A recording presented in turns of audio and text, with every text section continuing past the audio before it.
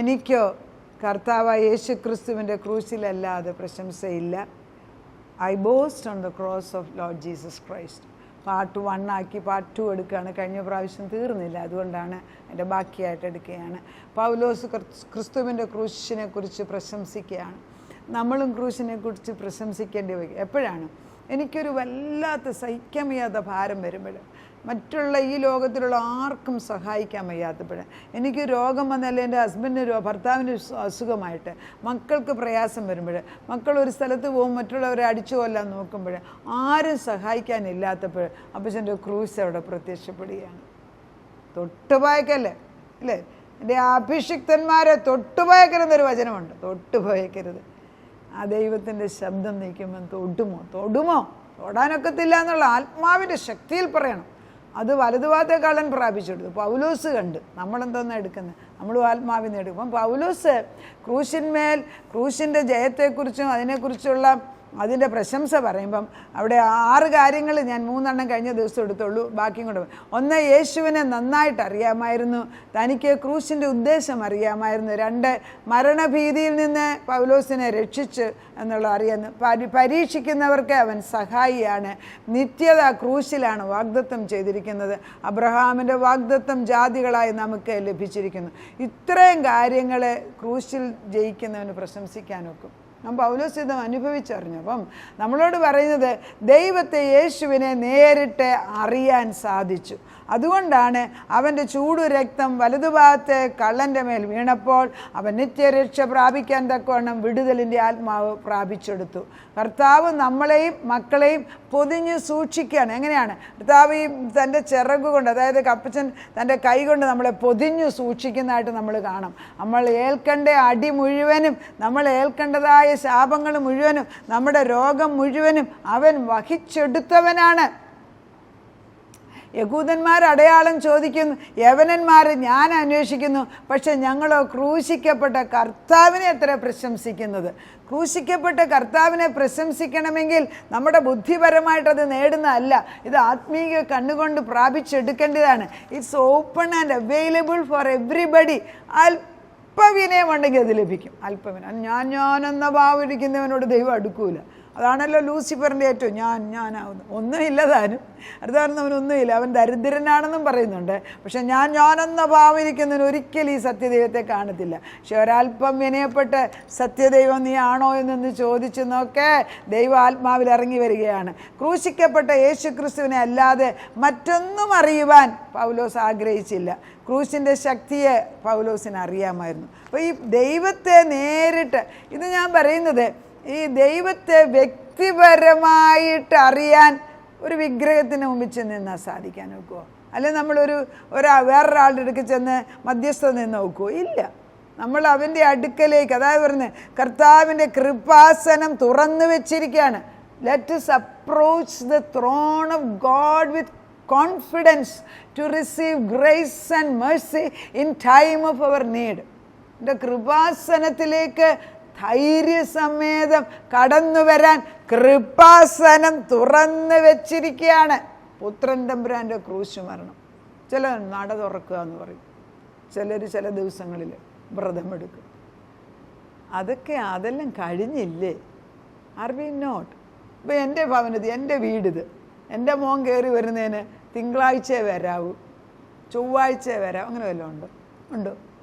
കഴിഞ്ഞ ദിവസം ഒരു ദിവസം മോന് പിന്നെ രാത്രി വരുമെന്ന് പറഞ്ഞു. അവൻ വൈകിട്ട് വന്നു.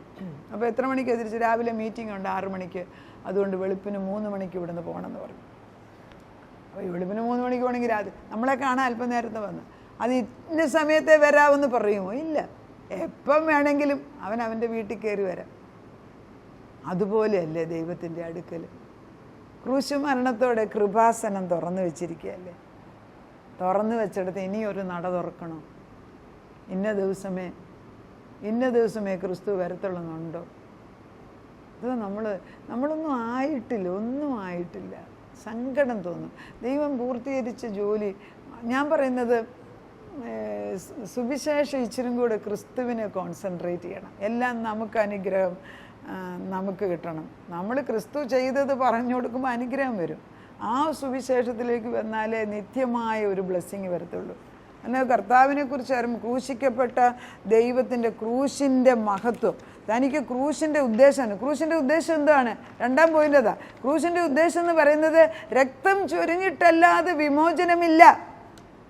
എന്തുകൊണ്ടാണ് ഈ പല ശുശ്രൂഷകൾ മറ്റു ജാതിക്കാർ ചെയ്യുമ്പം മൃഗങ്ങളെ അറുത്ത് രക്തം ചൊരിയുന്നതെന്നറിയാമോ? രക്തം ചൊരിഞ്ഞിട്ടല്ലാതെ വിമോചനമില്ലെന്ന് പഴയ നിയമത്തിൽ എഴുതി വെച്ചിട്ടുണ്ട്. പക്ഷെ ആ രക്തം ചൊരിയാനായിട്ട് പുതിയ നിയമത്തിൽ യേശുക്രിസ്തു കുഞ്ഞാടായിട്ട് വന്ന് വിശുദ്ധ രക്തം ക്രൂശിന്മേൽ തളിച്ചത് സ്വർഗത്തിൽ കൊണ്ട് പിതാവിൻ്റെ വലതുഭാഗത്ത് കൃപാസനത്തിൽ വെച്ച് കഴിഞ്ഞു. ഇനി അതിനുവേണ്ടി ഒരു ക്രിയ ചെയ്യാമെന്ന് പറയുന്നത്, അത് ഞാനിപ്പോൾ എനിക്ക് ഈ ദിവസങ്ങളിലുള്ള എക്സാമ്പിൾ നോക്കുകയാണെങ്കിൽ, തമിഴ്നാട്ടിൽ നമ്മൾ നെൽകൃഷി ചെയ്തു. ഒരു പരീക്ഷണം പോലെയാണ് ഇത് ചെയ്തത്. നല്ലതായിട്ട് നെല്ലുണ്ടായി, നെല്ല് കൂട്ടിയിട്ടു. ഇനി നാളെ പോയി ഞാൻ അവിടെ നെല്ല് കൃഷി ചെയ്യണമെന്നും പറഞ്ഞ് നെല്ല് നോക്കിയാൽ അവിടെ കാണത്തില്ല. Because it's already harvested and kept. അത് വിളവെടുത്ത് ഞാനിവിടെ കൂട്ടിയിട്ടിട്ടുണ്ട്. പിന്നെ അതെടുത്ത് ഉപയോഗിച്ചാൽ പോരെ. എന്താണ് അത് നമ്മൾ ക്രിസ്തു ചെയ്ത് കഴിഞ്ഞ് വിളവെടുത്ത് വെച്ചിരിക്കുകയാണ്. അതെടുത്ത് ഉപയോഗിക്കാൻ നമുക്കറിയത്തില്ല എങ്കിൽ നമ്മൾ വെറുതെ നമ്മുടെ കഴിവ് കൊണ്ടല്ലേ, എൻ്റെ പ്രവൃത്തി കൊണ്ട്, ഈ ഞാൻ ചെയ്തത് കൊണ്ടാണ് എന്ന് പറയാൻ വേണ്ടി എന്തൊരു വ്യഗ്രതയാണ് നമ്മളിലുള്ളത്. അത് മരിക്കുന്നിടം വരെ കാണുമായിരിക്കും മനുഷ്യരിൽ. അതൊരു വലിയ സങ്കടകരമായ അവസ്ഥയാണ്. നമ്മൾ ക്രൂശിക്കപ്പെടണം. ക്രിസ്തു ക്രൂശിന്മേലേറി നമ്മുടെ ജഡം, അതായത് ഈ പിശാചിനെ വെട്ടിമാറ്റാൻ ഒരു ഭത്സനം മതി. ദുഷ്ടശക്തിയെ ഭത്സിക്കുന്നു എന്ന് പറയുമ്പോൾ അത് മാറും. പക്ഷെ എൻ്റെയും നിങ്ങളുടെയും ജഡം അഴിയണമെങ്കിൽ ഇറ്റ് ടേക്സ് ടൈം. അത് ക്രൂശിന്മേൽ അത് ആണി വെച്ച് നമ്മുടെ ജഡ സ്വഭാവത്തെ തറയ്ക്കണം. അതെങ്ങനെയാണ് ചെയ്യുന്നത്? ഇപ്പം നമ്മുടെയൊക്കെ വിവാഹ ജീവിതത്തിൽ എങ്ങനെയാണ് എന്തുമാത്രം ഡിവോഴ്സ്. കഴിഞ്ഞ ദിവസം ഒരു അച്ഛൻ പറഞ്ഞു, മിക്ക പെറ്റീഷൻസും വരുന്നത് ഇപ്പം കല്യാണം കഴിച്ച് 6 മാസം ഡിവോഴ്സാണ് പള്ളികളിൽ. സങ്കടമല്ലേ? വെറുതെ കല്യാണം നടത്താൻ പോകും, വലിയ ആർഭാടമായിട്ട് കല്യാണം നടത്തും. വിവാഹത്തിന് മുമ്പേ എന്നാൽ മറ്റേ ആൾക്ക് എന്ത് നന്മ ചെയ്യാൻ സാധിക്കുമെന്നുള്ള ചിന്തയിൽ കൂടെ പോകാൻ രണ്ടുപേരിലും ആ ചിന്ത വരണം, ഒരാൾ തന്നെയല്ല. ആ വിവാഹം നിലനിൽക്കും. പിന്നെ ഇത് എന്നേക്കുമുള്ള ഒരു ഉടമ്പടിയാണെന്ന് മനസ്സിലാക്കി അത് ഇതൊക്കെയാണ് ദൈവം നിയോഗിച്ചു വെച്ചിരിക്കുന്നത്. ഈ സത്യങ്ങൾ ഞാൻ വിളിച്ചു പറഞ്ഞുകൊണ്ടേ അങ്ങ് ഇരിക്കുകയാണ്. അപ്പം നമുക്ക് രക്തം ചൊരിഞ്ഞിട്ടല്ലാതെ വിമോചനമില്ല. രക്തത്താലുള്ള വീണ്ടെടുപ്പ് ക്രിസ്തു ക്രൂശിൽ നമുക്ക് നേടിത്തന്നു. അവിടെ ഒരു പൂർണ്ണ വിമോചനമുണ്ട്. അവനാണ് എൻ്റെയും നിങ്ങളുടെയും പാപത്തിൻ്റെ പരിഹാരം. ഇനി അതിനു വേണ്ടി ഒരു പുതിയ ആടിനെയോ ഒരു പുതിയ കോഴിയോ കൊല്ലേണ്ട ആവശ്യമില്ലെന്നേ പരിശുദ്ധാത്മ അങ്ങനെ തന്നെ പറയുന്നു. മരണഭീതിയിൽ നിന്ന് അവൻ നമ്മളെ രക്ഷിച്ചു. എത്ര പേരാണ് എന്നെ വിളിച്ചിട്ട് സൂയിസൈഡ് ചെയ്യാൻ പോകുന്നത്. ഞാൻ അന്നേരം നല്ല വഴക്ക് പറയും. എത്ര അപ്പന്മാർ വിളിച്ചു പറയുന്നു അവരുടെ മക്കൾ സൂയിസൈഡ് ചെയ്യണം. ഇതൊരു എളുപ്പ വഴിയായിട്ട് മാറിയിരിക്കുക. പിള്ളേരെ വഴക്ക് പറഞ്ഞാൽ പേടിയാണ്. അവരോട് ശിക്ഷണത്തിൽ ചെറുപ്പത്തിലെ തന്നെ സ്നേഹത്തോടെ ശിക്ഷണം കൊടുക്കണം. അടിച്ചവരെ ഉപദ്രവിക്കല്ലോ, വളരെ താക്കീത് കൊടുത്ത് പറഞ്ഞു കൊടുക്കണം, മോനെ ഇത് നിനക്ക് നന്മയ്ക്ക് വേണ്ടി. നമ്മൾ ഒന്നിച്ച് ജീവിക്കുമ്പോൾ നമ്മൾ ജീവിതത്തിൽ മറ്റുള്ളവർക്ക് നന്മയായിട്ട്, സമൂഹത്തിന് ദൈവത്തിന് ഗ്ലോറി കൊടുക്കുന്നവരായിട്ടും അങ്ങനെയൊക്കെ പറഞ്ഞ് പഠിപ്പിച്ചാൽ പാപം അവരിന്മേൽ കർത്തൃത്വം നടത്തത്തില്ല. അതൊക്കെ പറയുമ്പോൾ നമുക്ക് സങ്കടം തോന്നും. മരണഭീതിയിൽ നിന്ന് രക്ഷിക്കാൻ ക്രിസ്തുവിന് മാത്രമേ സാധിക്കത്തുള്ളൂ. കാരണം സങ്കീർത്തനത്തിൽ പറയുന്നുണ്ട്, മരണത്തിൽ നിന്നുള്ള നീക്കുപോക്ക് യഹോവയ്ക്കല്ലയോ ഉള്ളതെന്ന് പറയുന്നുണ്ട്. അപ്പം നമ്മൾ ഓർക്കണേ, ഈ നമ്മൾക്ക് മരണഭീതി വരുമ്പം അത് പലപ്പോഴും പലരും വിളിച്ച് വെള്ളത്തിൽ ചാടാൻ പറയും, അത് ചെയ്യാൻ പറയും. കൊച്ചു പിള്ളേർ വരും, മറ്റവനെ ഉന്തിത്തള്ളാൻ പറയും. അതൊക്കെ അവരാണോ ചെയ്യുന്നത്? അല്ല, ഏതോ ഒരു ദുരാത്മാവ് അറ്റ്മോസ്ഫിയർ. അതുകൊണ്ടാണ് ഞാൻ പറയുന്നത്, സ്കൂളുകളിൽ കുഞ്ഞുങ്ങളെ വിടുമ്പോഴേ സ്കൂളിന് വേലി വെട്ടി പ്രാർത്ഥിക്കണേ. എക്സ്കർഷന് പോകുമ്പോൾ, കുഞ്ഞുങ്ങൾ എവിടെ പോയാൽ യാത്ര ചെയ്യുമ്പോൾ വേലി കെട്ടി പ്രാർത്ഥിക്കാൻ മറക്കല്ലേ. പിന്നെ പരീക്ഷിക്കുന്നവർക്ക് അവൻ സഹായിയാണ്. എല്ലാ പരീക്ഷയിൽ കൂടെയും കർത്താവ് പോയിട്ടുണ്ട്. അതുകൊണ്ട് അവൻ നമുക്ക് സഹായിയായിട്ട് നിൽക്കുന്നു. പിന്നെയുണ്ട് 5 നിത്യത ക്രൂശിലാണ് വാഗ്ദത്തം ചെയ്തിരിക്കുന്നത്. ക്രൂശിൽ നമുക്ക് നിത്യത വാഗ്ദത്തം ചെയ്തു. യേശു ക്രൂശ് മരിക്കുന്ന സമയത്ത് പോലും മാതാവിനെ അടുക്കൽ കണ്ടിട്ട് യേശു ക്രിസ്തു പറയാണ്, യോഹന്നാനോട് പറഞ്ഞു, ഇതാ നിൻ്റെ അമ്മ എന്നും പറഞ്ഞ് ഏൽപ്പിക്കുക. പിന്നെ മരണം വരെയും മാതാവ് യോഹന്നാൻ്റെ കൂടെ താമസിച്ചത്. ക്രൂശിൻ്റെ ചുവട്ടിൽ നിൽക്കുന്ന ഒരാളെ ദൈവം ഒരിക്കലും അനാഥനായിട്ട് വിടുകയില്ല. പല കുടുംബങ്ങളിലും അപ്പനമ്മയെ തള്ളി മാറ്റി വെച്ച് അവർക്കൊന്നും കൊടുക്കാതെ ഉള്ള സ്വത്ത് മാത്രം വാങ്ങിക്കുന്ന ഒരു കുടുംബങ്ങളുള്ളപ്പം ഞാനൊന്ന് പറയട്ടെ, നിങ്ങൾ മാതാപിതാക്കൾ ക്രിസ്തുവിൻ്റെ ക്രൂശിലേക്ക് മാത്രം നോക്കെ.